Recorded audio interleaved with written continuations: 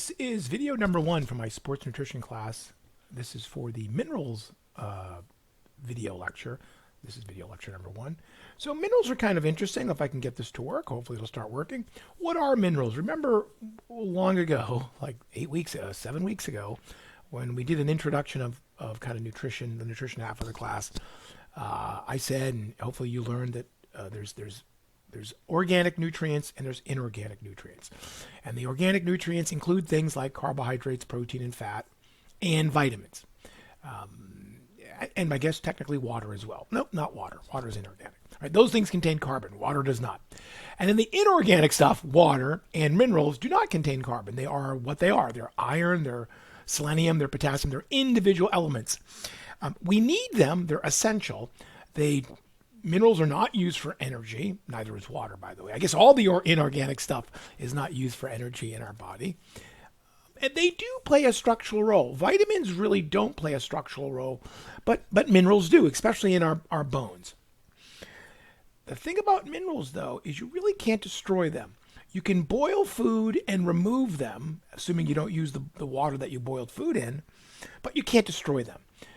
A vitamin supplement that's 100 years old, if the bottle was never opened and there's no fungus or mold in there, maybe the vitamins are all dead, but the minerals are still good. And I wouldn't take a 100-year-old Centrum, but if I had to, for iron, I guess it would be pretty good. And then vitamins mostly fall in really small amounts. Vitamin C, you can consume a lot of it, up to 2,000 milligrams a day, but the recommendation was like 75 for females and 90 for males. So, not a tremendous amount. Minerals are a little bit different. Some we need in very little amounts. You can put iron in there, but I would go insofar as to highlight something like iodine, fluoride, or selenium. We need very little bits of those every day. Then you've got the other side of the equation, which are the major minerals, sodium, potassium, calcium. You're talking a gram plus a day. Now, sodium, the minimum's 500, the upper limit's 2,300 milligrams.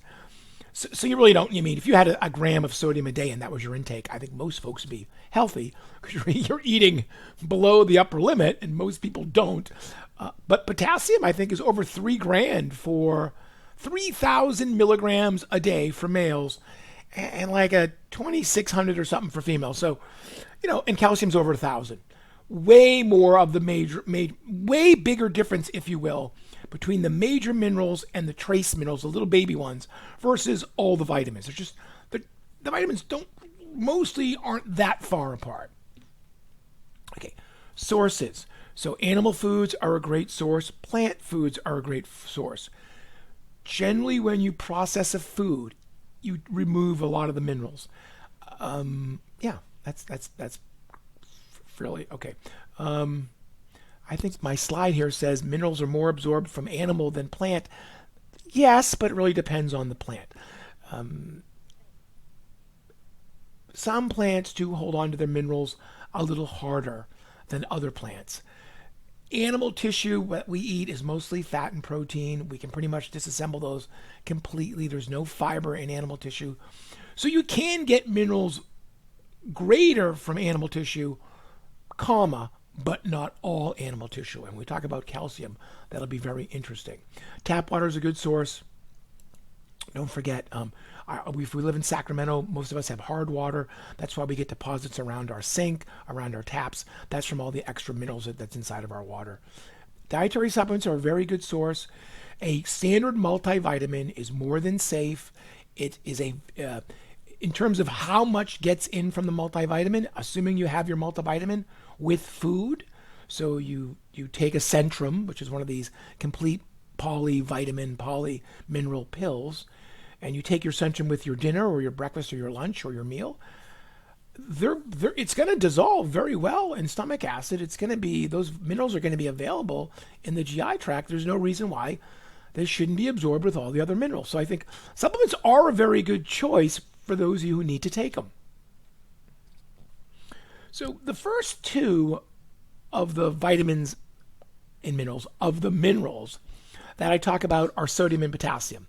And the reason why we introduce these two together is because they have the same functions. They're both required for nerve conduction, so sending impulses from the brain to all your body parts, and for contracting and relaxing your muscles.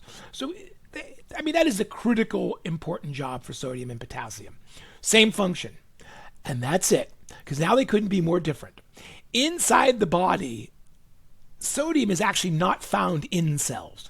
It's mostly found outside cells. That's why blood is kind of salty. It's saline, right? Extracellular, outside the cell. Potassium's the opposite. It's found inside the cells. Then we get into, where do you get your sodium and potassium? Well, sodium's in all the processed foods. Like, the more processed the food, the more sodium it's there. Mostly to make the food taste well and to provide a long shelf life.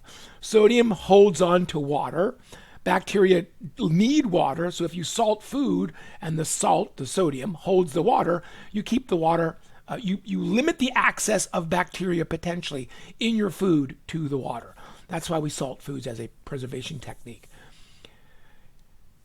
The problem for us is we eat probably way too much sodium, and we're getting most of it from processed foods.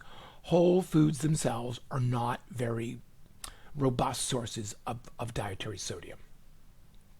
Now, what are the signs of deficiency? So typically deficiency of sodium has to do with overconsumption of water, so you're peeing it out, and underconsumption of sodium. We call that hyponatremia, low blood sodium. For most people, it's cramps. If it gets really bad, you can get sick, you can get into a seizure, you can go into a coma, you could die from it. That shouldn't happen. For most people, it's cramps. For most athletes, it's cramps. That's why if you're playing sports and you're sweating a lot and you're consuming a lot of fluids, yes, we like to see you eating salty, sugary foods. Here's probably, I'm going to bet this is a 60-mile mark at a Century or a 40-mile mark or whatever. And all these foods you see, even the bagels, no, not the oranges, but sometimes they actually salt the fruit for you. They're all sugary and salty. And you can actually buy pickle juice. It comes in a 6-pack. Most folks don't have deficiency issues. Most people have toxicity issues of sodium. If you put more sodium in the blood, that attracts water. That's why you become thirsty, so you can dilute, if you will, the sodium in your blood. But what it really does is raise your blood pressure. And we know that's a very common sign of eating too much sodium. Long term, it might affect your calcium, your bone density. It could affect your kidney functions. It could do all those things. But for the vast majority of people on Earth, our blood pressures are higher than they should be because we eat too much sodium. So I'm gonna continue into the eighth minute. Potassium's the opposite. Same function, but potassium's the opposite. With sodium, we eat too much. With potassium, we don't get enough.